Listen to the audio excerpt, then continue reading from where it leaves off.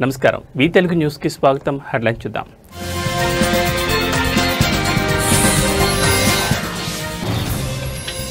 నిలిచిపోయిన స్థానిక సంస్థల ఎన్నికల ప్రక్రియ, బీసీలకు అన్యాయం జరిగిందంటూ పరస్పర ఆరోపణలు.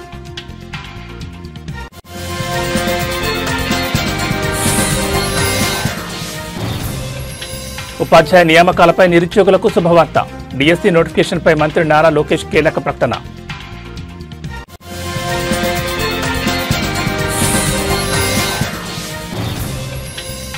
బంగాళాఖాతంలో మరో అల్పపీడనం, రాబోయే వారం రోజుల్లో తెలంగాణలో భారీ వర్షాలు కురిసే అవకాశం.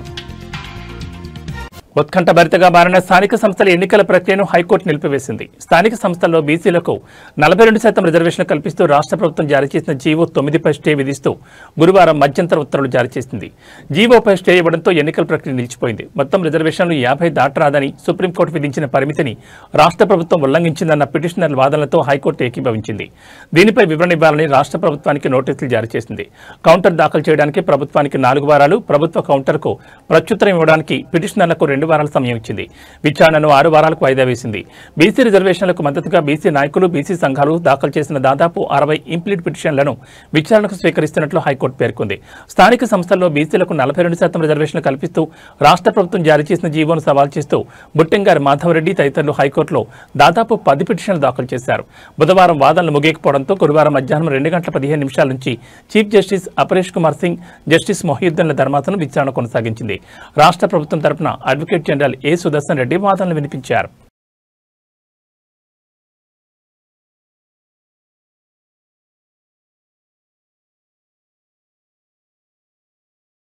రాష్ట్ర నిరుద్యోగులకు ఏపీ సర్కార్ మరో గుడ్ న్యూస్ చెప్పింది. వచ్చే ఏడాది జనవరిలో మరో డిఎస్సీ నోటిఫికేషన్ విడుదల చేయనున్నట్లు ప్రకటించింది. ఈ మేరకు విద్యాశాఖ మంత్రి నారా లోకేష్ కీలక ప్రకటన వెలువరించారు. అంతకంటే ముందు ఈ ఏడాది నవంబర్ చివరి వారంలో టెట్ పరీక్ష నిర్వహించాలని భావించారు. పాఠశాల విద్య, ఇంటర్మీడియట్, కళాశాల విద్య ఉన్నతాధికారులతో జరిపిన సమీక్షలో ఈ మేరకు మంత్రి లోకేష్ స్పష్టం చేశారు. ప్రతి ఏటా డిఎస్సీ ద్వారా టీచర్ పోస్టుల భర్తీకి ఇచ్చిన హామీకి కట్టుబడి ఉంటామన్నారు. ఈ సందర్భంగా డిఎస్సీ వివరాలను వెల్లడించారు. ఇందులో భాగంగా ఈ ఏడాది నవంబర్లో టెట్ నోటిఫికేషన్, ఇక వచ్చే ఏడాది జనవరిలో డిఎస్సీ నోటిఫికేషన్ ఉన్నట్లు వెల్లడించారు. అదే ఏడాది మార్చిలోనే డిఎస్సీ పరీక్షలు నిర్వహించి ఉద్యోగ నియామకాలు చేపట్టనున్నట్లు వెల్లడించారు. అంతేకాకుండా ఇకపై ఏటా డిఎస్సీ నిర్వహించనున్నట్లు మంత్రి లోకేష్ చెప్పారు. ఈ మేరకు ఏర్పాట్లు చేయాలని అధికారులను ఆదేశించారు. ఇక ఇప్పటికే మెగా డిఎస్సీ నియామక ప్రక్రియ పూర్తయిన సంగతి తెలిసిందే. ఇందులో ఎంపికైన అభ్యర్థులు అక్టోబర్ 13వ తేదీ నుంచి బడుల్లో చేరనున్నారు. ఇక మెగా డిఎస్సీలో ఉద్యోగాలు పొందని వారంతా వచ్చే టెట్ డిఎస్సీలకు సన్నద్ధం కావాలని మంత్రి లోకేష్ సూచించారు. కొత్త డిఎస్సీ నిర్వహణ తర్వాత వచ్చే విద్యా సంవత్సరం ప్రారంభం నాటికి కొత్త ఉపాధ్యాయులు విధుల్లో చేరేలా ప్రణాళికలు రూపొందిస్తున్నట్లు తెలిపారు. అలాగే స్పెషల్ డిఎస్సీపై కూడా మంత్రి లోకేష్ క్లారిటీ ఇచ్చారు.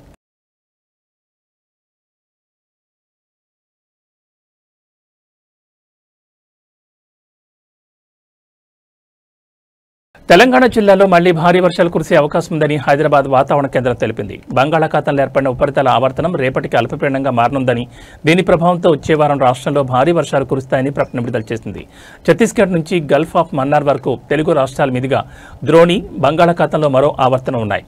ఈ నెల 11 నాటికి అల్పపీడనంగా మారితే మరోసారి కొండపోత వర్షాలు కురుస్తాయని అంచనా వేసింది. నేటి నుంచి రానున్న 3 రోజుల పాటు పలు జిల్లాల్లో మోస్తరు నుంచి భారీ వర్షాలు కురుస్తాయని అంచనా వేసింది. నేడు భద్రాద్రి కొత్తగూడెం, ఖమ్మం, సూర్యాపేట, మహబూబాబాద్ జిల్లాలో గంటకు 30 నుంచి 40 కిలోమీటర్ల వేగంతో ఈదురుగాలులు, ఉరుములు, మెరుపులతో కూడిన వర్షాలు కురుస్తాయని అంచనా వేసింది. శని, ఆదివారాల్లో భద్రాద్రి కొత్తగూడెం, ఖమ్మం, నల్గొండ, సూర్యాపేట, మహబూబాబాద్ జిల్లాలో తేలికపాటి నుంచి ఓ మోస్తరు వర్షాలు కురిసే అవకాశం ఉందని వివరించింది.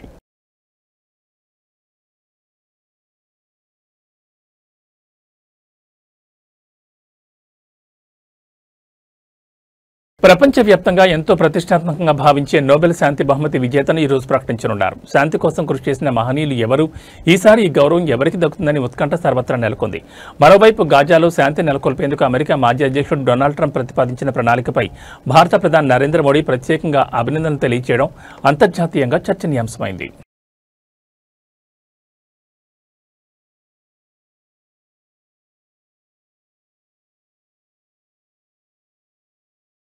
దేశంలోని అత్యంత ధనవంతుల సంపద ఈ ఏడాది గణనీయంగా తగ్గినప్పటికీ రిలయన్స్ ఇండస్ట్రీస్ అధినేత ముఖేష్ అంబానీ మరోసారి భారతదేశంలో అత్యంత సంపన్నుడిగా తన స్థానాన్ని బదలపరుచుకున్నారు.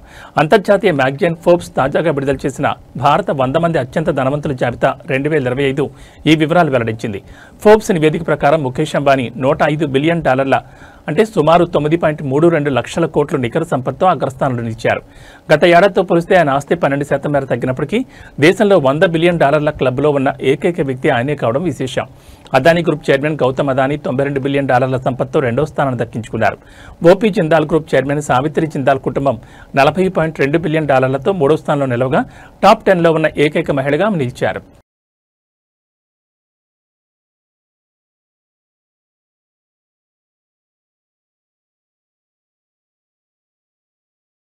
డ్రగ్స్ మాఫియా హైదరాబాద్ మహానగరం డ్రగ్స్ రవాణాకు అడ్డాగా మారుతున్నట్లుగా తాజాగా వెలుగు చూసిన ఘటనలు స్పష్టం చేస్తున్నాయి. పోలీసులు నిర్వహించిన మెరుపు దాడిలో ఏకంగా 72 కోట్ల విలువైన డ్రగ్స్ సీజ్ చేశారు. ఈ కేసులో 4 నిందితులను అరెస్ట్ చేశారు. అంతేకాకుండా నార్థింగ్ ప్రాంతంలో 7,50,000 విలువైన కొకైన్ను స్వాధీనం చేసుకున్నారు. ఇంత భారీ మొత్తంలో డ్రగ్స్ ఎక్కడి నుంచి వచ్చాయి, దీని వెనుక ఉన్న ముఠా ఎవరిది అని పోలీసులు ఆరా తీస్తున్నారు.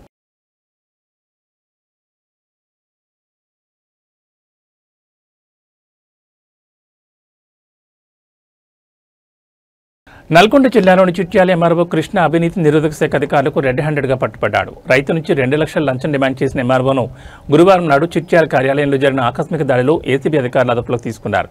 కృష్ణపై గతంలోనూ అనేక అవినీతి ఆరోపణలున్నాయని అధికారులు తెలిపారు. ప్రస్తుతం నిందితుని ఆస్తులపై విచారణ జరుగుతోంది. లంచాలు అడిగే అధికారులపై ఫిర్యాదు చేయాలని ఏసీబీ ప్రజలకు విజ్ఞప్తి చేస్తోంది.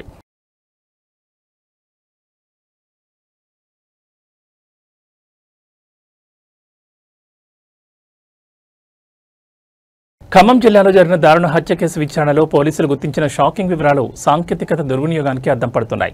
నిందితులు తమ నేరాన్ని పక్కా ప్రణాళికతో అమలు చేసేందుకు యూట్యూబ్లో వీడియోలను ఆయుధంగా ఉపయోగించారు.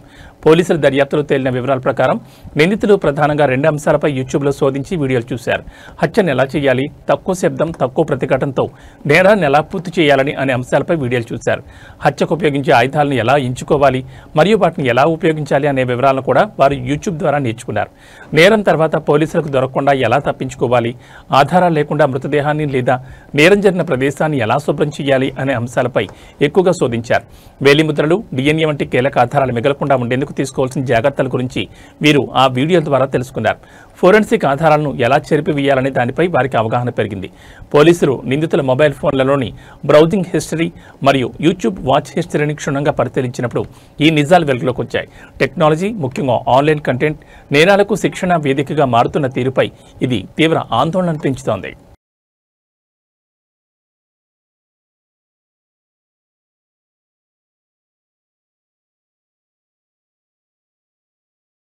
రాష్ట్రంలో కీలక పరిణామం చోటు చేసుకుంది. పాలనలో మార్పులు వేగం పెంచే లక్ష్యంతో ప్రభుత్వం భారీ స్థాయిలో ఐఏఎస్ అధికారులను బదిలీ చేసింది. ఒకేసారి ఏకంగా 31 మంది సీనియర్ అధికారులకు స్థానచలన కల్పించారు. ఏపీ ప్రభుత్వం ఈ నిర్ణయం వెనుక ముఖ్య ఉద్దేశాలు ఏంటి, ఏ కీలక శాఖలకు కొత్త అధికారులు నియమితులయ్యారు, పాలనపై ఈ బదిలీల ప్రభావం ఎలా ఉండనుంది?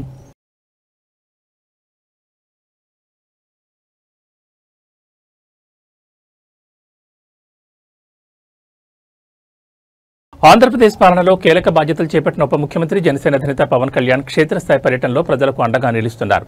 ముఖ్యంగా తూర్పుగోదావరి జిల్లాలోని ఉప్పాడ తీర ప్రాంత వాసులు ఎదుర్కొంటున్న అతిపెద్ద సమస్యపై ఆయన దృష్టి సారించారు.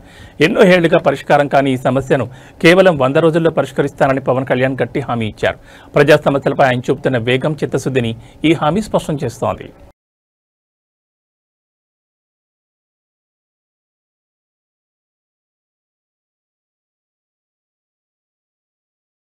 ఆంధ్రప్రదేశ్ రాష్ట్రంలో పేద వర్గాల ప్రజలకు బ్యాడ్ న్యూస్. ఎందుకంటే పేదలకు ఉచితంగా వైద్యం అందించేందుకు అమలు చేస్తున్న ఎన్టీఆర్ వైద్య సేవల స్కీమ్ నేటి నుంచి నిలిచిపోనుంది.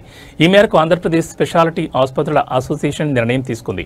ఎన్టీఆర్ వైద్య సేవ ట్రస్ట్ కింద అందిస్తున్న వైద్యారోగ్య సేవలను అన్ని నెట్వర్క్ ఆసుపత్రుల్లో నిలిపివేస్తున్నట్లు అసోసియేషన్ ప్రకటించింది. ఇవాళ నుంచి సేవలు నిలిపివేస్తున్నట్లు ఆంధ్రప్రదేశ్ స్పెషాలిటీ ఆసుపత్రుల అసోసియేషన్ ఆశా ప్రకటించింది.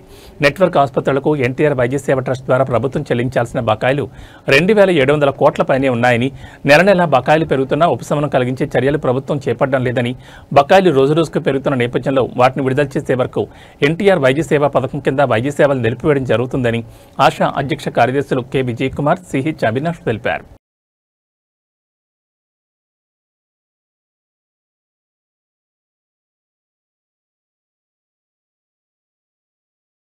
స్వదేశంలో వెస్టిండీస్తో జరుగుతున్న 2 match test series clean sweep చేయడంపై team India కురిపెట్టింది.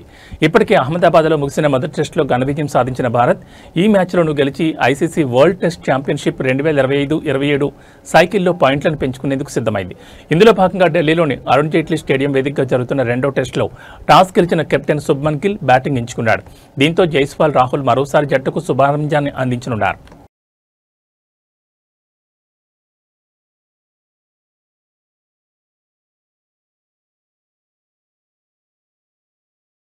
Power star Pawan Kalyan, దర్శకుడు హరీష్ శంకర్ కాంబినేషన్లో వస్తున్న ఉస్తాద్ భగత్ సింగ్ చిత్రంపై నెలకొన్న సందిగ్ధతకు పూర్తిగా తెరపడకపోయినా నిర్మాతలు మాత్రం ఓ కీలక స్పష్టత ఇచ్చారు.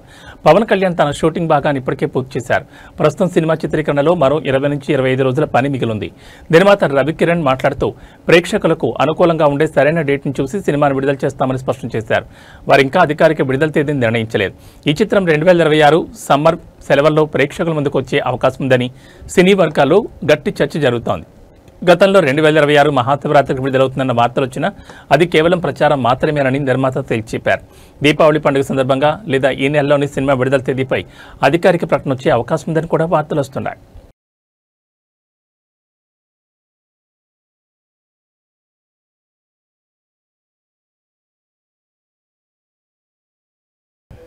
ఏబీ బులెటిన్ విశేషాలు. నమస్కారం.